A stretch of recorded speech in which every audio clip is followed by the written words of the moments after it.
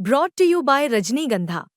यूं ही नहीं ताज ताज बन जाता है, शिल्पकारों का हुनर और चुनिंदा संगमरमर ताज को नायाब बनाते हैं। कुछ ऐसे ही चुनिंदा जगहों से बस खास ही चुनकर लाता हूँ। कतरे कतरे को मैं हीरे सा परखता हूँ। यूं ही नहीं मैं रजनीगंधा बन जाता हूँ।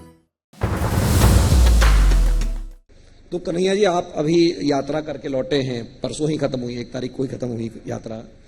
तो यात्रा कैसी रही? मतलब इसके बाद क्या चुनाव जीत पाएगा महागठबंधन इस यात्रा के बाद, कि जहां थे वहीं रहेंगे वापस से? इसमें मैं 2 बात साफ कर दूं। एक तो यात्रा कैसी रही इसका मूल्यांकन आप ज़्यादा बेहतर तरीके से कर सकते हैं, क्योंकि ये अपने मुंह मियाँ मिट्ठू बनने वाली बात होगी। लेकिन मेरा जो अनुमान है, जो मैंने अपनी आंखों से देखा, और हम पूरे समय यात्रा में थे, तो लोगों का ज़बरदस्त सहयोग, समर्थन, आशीर्वाद बिहार में मिला है इस यात्रा को। और दूसरी बात ये कि यह स्पष्ट कर दूं, ये यात्रा बिहार चुनाव को लेकर के नहीं थी। पूरे देश में वोट चोरी का सवाल है। वोट चोरी का सवाल सिर्फ बिहार का सवाल नहीं है।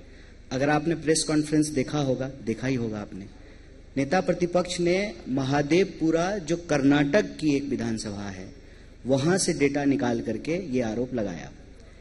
ये आरोप हम लोग सबूत के साथ चुनाव आयोग के सामने रख रहे हैं, और जब तक हमारे पास सबूत नहीं थे तब तक हम चुनाव आयोग को कह रहे थे कि आप हमको दीजिए इलेक्ट्रॉनिक डेटा।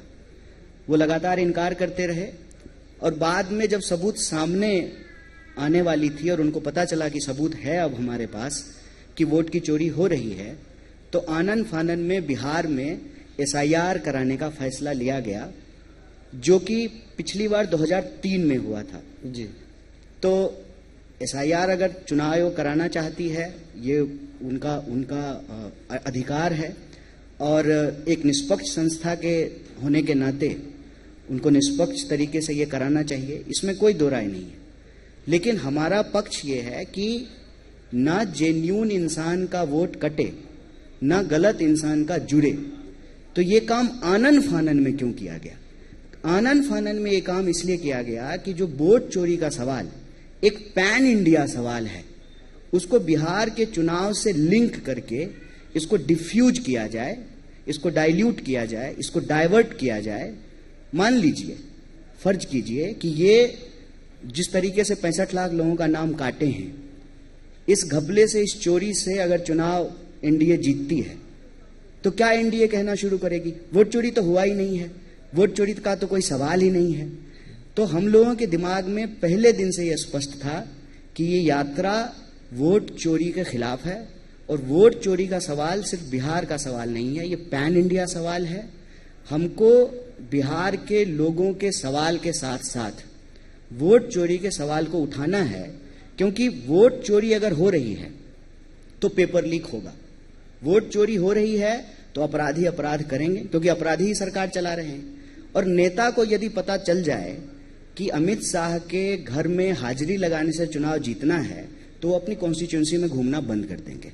और आप देखिए कि ये लोकतंत्र के लिए बहुत खतरनाक है कि सिस्टमैटिक तरीके से इस समाज में पॉलिटिकल वर्कर समाप्त किए जा रहे हैं, और डीएम जो है वो राजा की तरह बिहेव करता है, क्योंकि सारा पावर जो है डीएम के हाथ में सेंट्रलाइज हुआ है। डीएम सीएम को रिपोर्ट करता है और सीएम पीएम को रिपोर्ट करता है। आप ये प्रक्रिया पिछले 11 साल में इस देश में देख लीजिए, कि मैं आपको वो वीडियो आपके ही चैनल पे होगा, जब भूपेंद्र पटेल का नाम गुजरात के सीएम के तौर पे लिया गया तो वो सो रहे थे, वो ऊँघ रहे थे, उनको बगल वाला बताया कि आप सीएम बन गए हैं। ये जो तरीका है, ये लोकतंत्र को सीमित करना, लोकतंत्र को समाप्त करना। इसीलिए वोट चोरी का सवाल एक बहुत बड़ा सवाल है, जो रोजी रोटी, गरीबी, शिक्षा, स्वास्थ्य से तो जुड़ा हुआ है ही, साथ ही साथ ये हमको समझना होगा कि आजादी का आधार है लोकतंत्र, और लोकतंत्र का आधार है 1 पर्सन इक्वल टू 1 वोट। अगर ये समाप्त हो जाएगा तो फिर रिपब्लिक नहीं बनेगा, फिर से राजा का बच्चा ही राजा बनेगा और लोकतंत्र नहीं होगा।